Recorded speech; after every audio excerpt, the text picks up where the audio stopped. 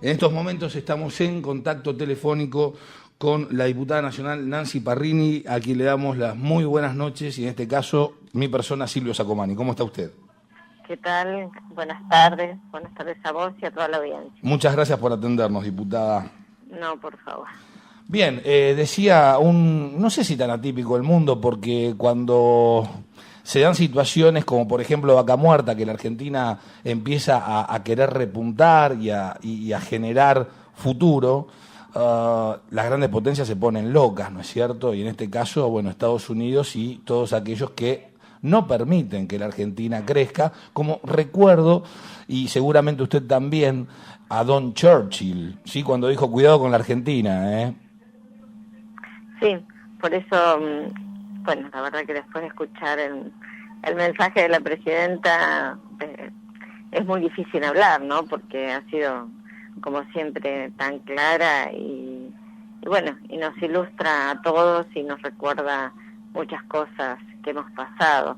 Entonces, la verdad que estar en la provincia de Neuquén con esta pelea de que el gobierno nacional le quiere sacar la billetera a los neuquinos y bueno, todas estas cosas, qué lejos están de la realidad, ¿no? Un gobierno que ha trabajado fundamentalmente en estos más de 10 años en recuperar a las provincias, hoy asombrada también en el diario que no nos llamaron, que me llamaron a las otras para firmar, que no quieren firmar porque no vamos con la ley de hidrocarburos, ¿no? O sea, se llamó a un grupo de gobernadores ahora y después van a firmar los demás, o sea, acá no hay una discriminación en cuanto a las provincias, porque eso es lo que políticamente hemos hecho, o sea, todo este tiempo. Así que realmente tenemos que tener memoria, ¿no? Porque ¿se acuerdan cuando el megacanje, las propagandas que habían, que nos iban a llenar de dólares y el país iba a poner en marcha? Uh-huh. Bueno, todos esos nos llevaron al corralito, al cierre de las fábricas, a la peor crisis que soportamos los argentinos en el 2001. ¿Se acuerdan los saqueos en los supermercados aquí? Que bueno, realmente una situación muy difícil. Y hoy la Argentina ha pagado, o sea, default es no pagar, uh-huh. Y acá lo que no se puede hacer es que los bonistas puedan cobrar. Uh-huh, claro, no sí, que nosotros sí, hemos pagado, es como que yo, bueno, voy, te pago, pero vos te dejé la plata y vos la querés pagar, cobrar, pero no porque vos no la querés cobrar, sino porque hay un tercero que es un juez que hace que no deje que se retire ese dinero. Sí, sin ir más lejos, y discúlpeme la interrupción, y traigo a colación una frase del Premio Nobel de Economía, Joseph Stiglitz, ni más ni menos, que consideró que el fallo del juez Tomás Griesa, que obliga a la Argentina a pagar a los fondos buitres, es una suerte, escuche bien, diputada, de bomba lanzada al sistema económico global. No lo dijo, no lo dijo Kichilov. Sí. Es realmente, o sea, no lo dijo una diputada kirchnerista, ¿no?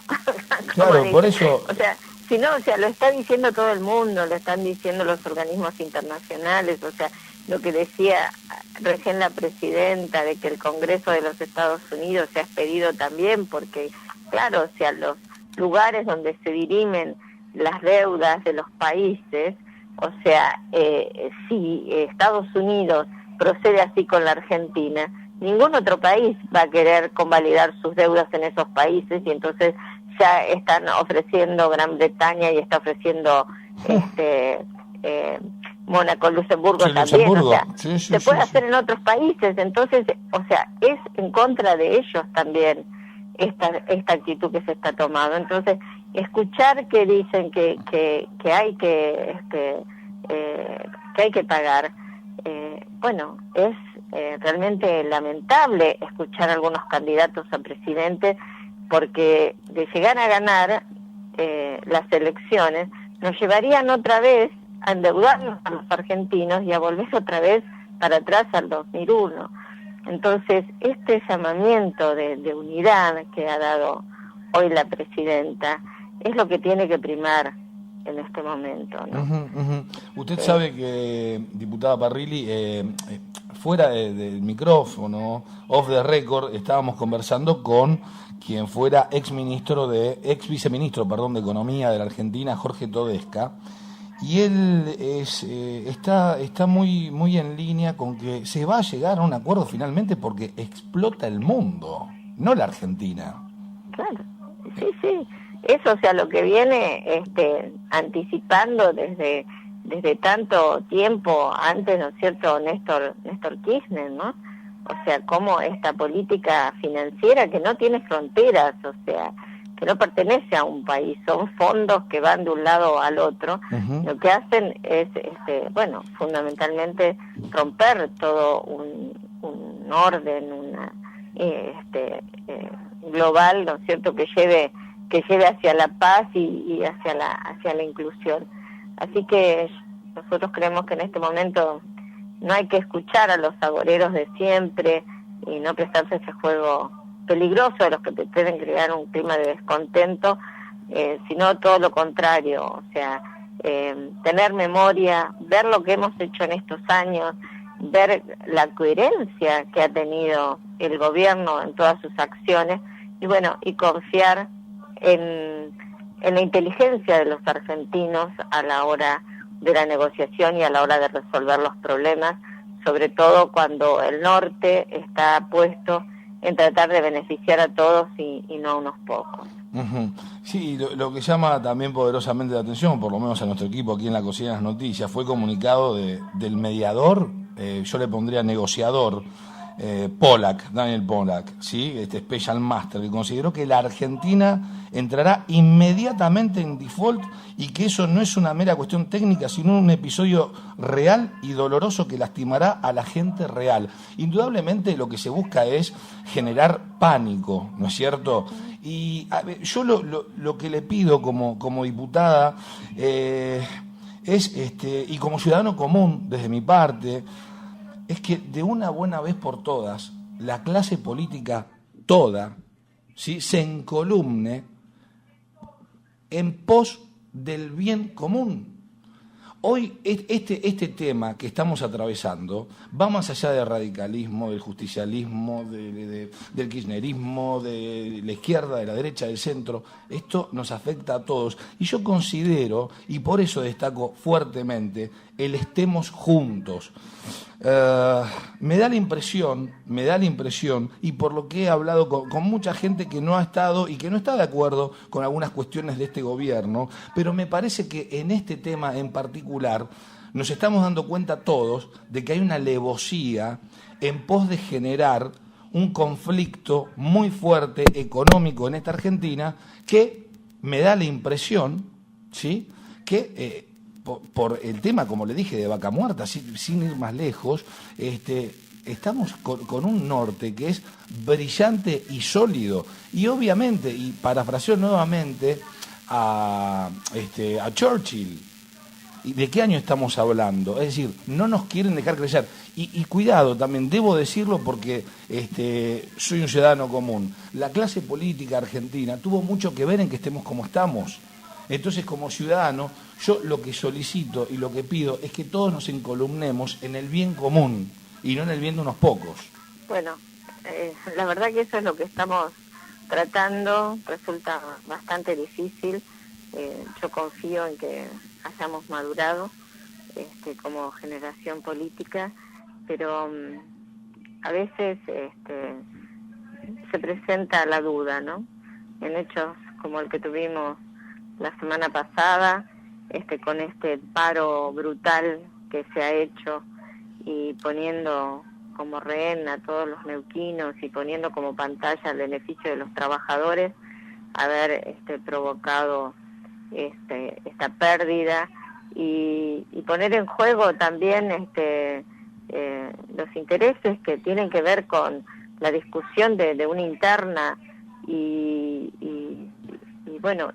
que crear este clima de desconfianza hacia el gobierno nacional cuando estamos con esto tan difícil que es la negociación con los fondos buitres, nos parece que no tiene que ver con eso que vos estás reclamando de la grandeza de los políticos. Me parece que es una mirada cortoplacista de buscar el rédito ahora, ¿no? Porque bueno, quizás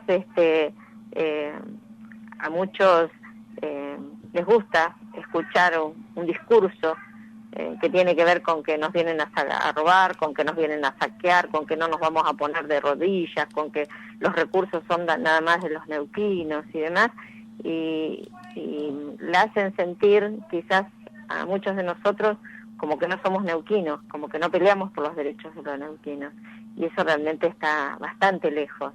Pero nosotros no concebimos a Neuquén sino como una provincia que forma parte de un país, que forma parte de Latinoamérica, y que la única manera que vamos a tener, y que lo está demostrando ahora, porque lo que Argentina está logrando es gracias al apoyo que hemos tenido de otros países. Si no, solos no pudiéramos haber salido ya casi de esta situación que ha tomado, digamos que economistas tan importantes estén opinando sobre lo que nos pasa a los argentinos.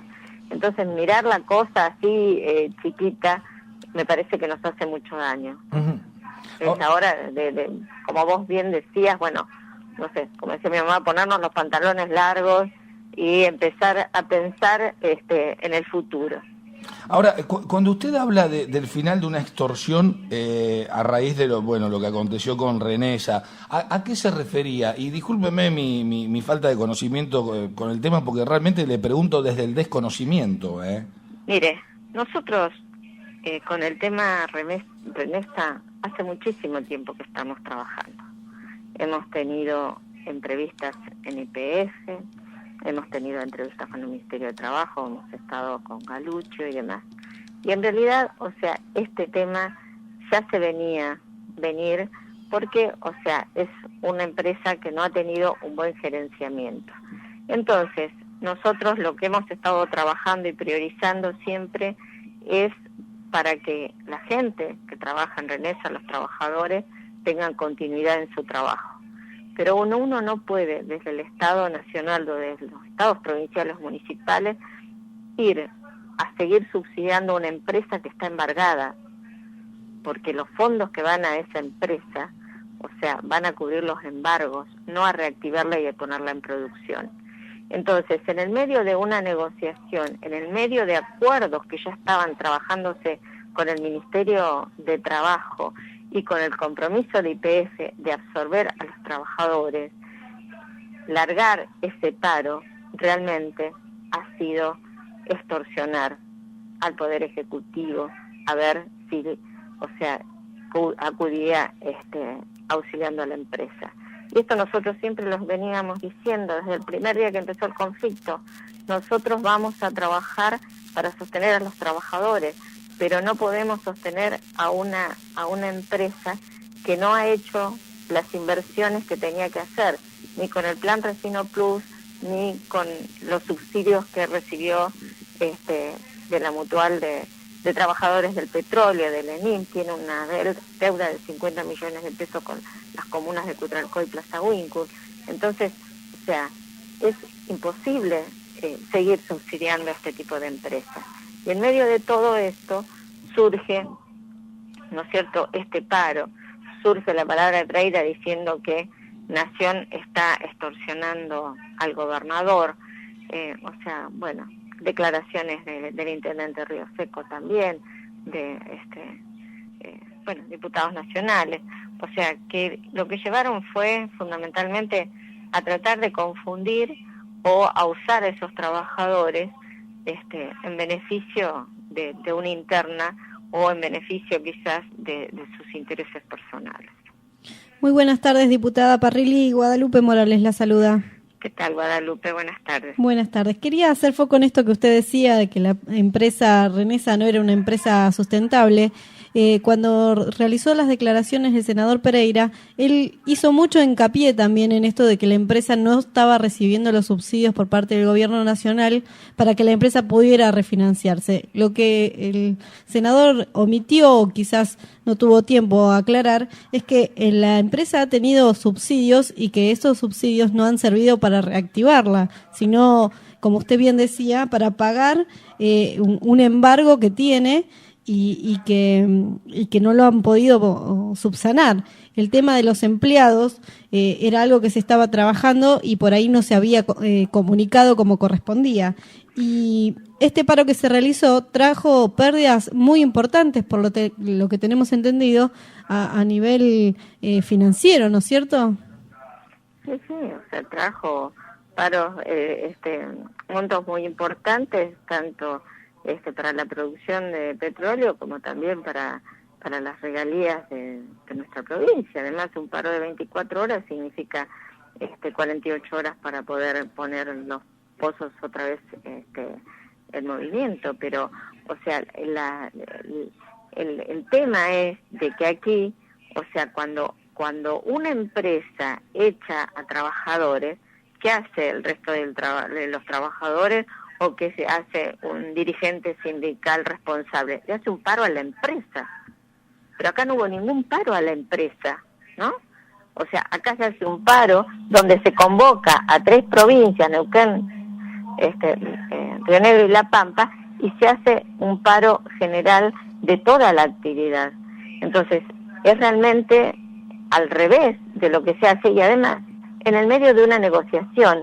Y quizás nosotros, no tenemos toda la prensa pagada y las posibilidades, pero donde se estaba trabajando desde el gobierno nacional, y esto lo sabía el senador Pereira, como lo sabía el gobernador y como lo sabía el ministro Coco, que se estaba trabajando con el Ministerio de Trabajo y con YPF para reubicar no solamente a los 70 trabajadores, sino a todos los trabajadores de Renesa, porque evidentemente esta empresa no estaba cumpliendo con las obligaciones que tenía de producción de petróleo, porque no había volcado la plata que se le había dado en favor de la empresa. Entonces, finalmente, o sea, termina reconociéndolo de que la empresa no había sido bien gerenciada. Así que, realmente actitudes como estas son las que nos llevan a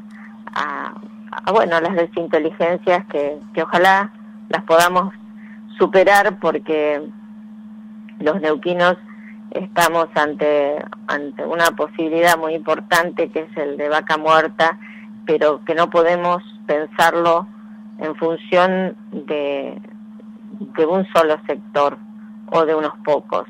O sea, tenemos que pensarlo desde de defender a todos y de ver cómo solucionamos esas diferencias tan abismales que hay entre los salarios de los petroleros con el salario de un médico, de un empleado de comercio, de un empleado de la construcción, no para que el petrolero gane menos, sino para ver cómo sustentamos a las otras actividades y vivimos en una provincia donde haya inclusión, donde podamos realmente vivir todos. O sea, lo dijo recién nuestra presidenta, o sea, la densidad poblacional que tenemos posibilita realmente que se pueda hacer una buena distribución del ingreso y que se pueda hacer trabajar sobre la inclusión social para que los jóvenes realmente tengan posibilidades a futuro.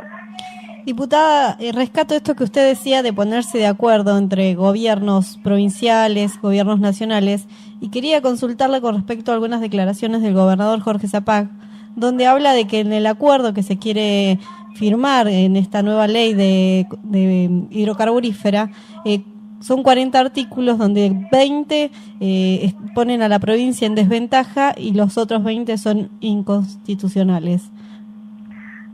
La verdad que no entiendo cómo puede decir el gobernador esto, ¿no? Porque ¿a ustedes les parece que una presidenta que fue miembro informante de la ley corta, que trabajó para que las provincias tuvieran como recurso propio los recursos naturales, va ahora a propiciar una ley en contra de las provincias y va a tener artículos que son inconstitucionales.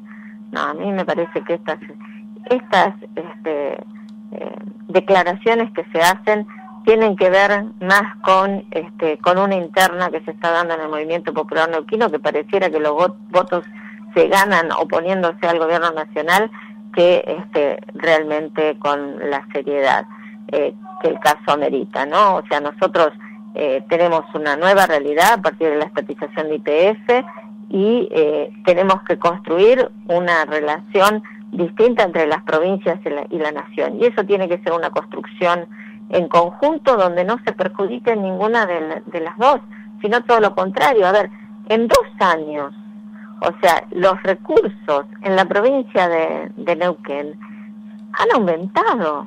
O sea, nosotros teníamos la actividad del petróleo, estaba parada en la provincia, no había inversiones, Repsol no hacía inversiones, las regalías estaban disminuyendo. Hoy es el mismo gobierno provincial que hace propaganda de cómo se han incrementado los recursos en la provincia de Neuquén por el tema de los hidrocarburos. Entonces, decir que ahora estamos proponiendo una ley que es inconstitucional y que vaya en contra de las provincias, realmente es muy poco serio. YPF invirtió el 70% más que todo el resto de las operadoras del mercado entre el 2012 y el 2014 en no convencionales solamente en la provincia de Neuquén. Y en ese periodo que YPF invirtió más de 3.100 millones de dólares, GIP llegó solamente a 56 millones de dólares. No realizó GIP ninguna inversión propia, porque lógicamente, o sea, GIP es una empresa provincial, no tiene los recursos que tiene la nación. Entonces, si no, el gobernador o el ministro Coco, en todos los viajes que hicieron al exterior, hubieran conseguido los recursos, porque de Vaca Muerta y del petróleo no convencional, hace mucho que está hablando el gobernador de este tema. Entonces hubiéramos conseguido los recursos para las inversiones mucho antes. Sin embargo, esto no fue así, porque es una política que tiene que ver, la política de los hidrocarburos, la energía, necesita un amparo de la nación. Y esto es lo que ven las inversiones y las empresas que vienen a invertir, porque es así en todo el mundo. Bien, diputada Parrilli, le agradecemos mucho su paso por la Cocina de las Noticias y obviamente sus comentarios vertidos aquí en este programa. Muy amable. Bueno, muchísimas gracias y a ustedes por darme la posibilidad de expresar lo que pensamos y bueno, y tomar el mensaje de nuestra presidenta que necesitamos salir todos juntos de esta encrucijada y estamos confiados que vamos a salir realmente. Bien, muchísimas gracias, muy amable. Gracias.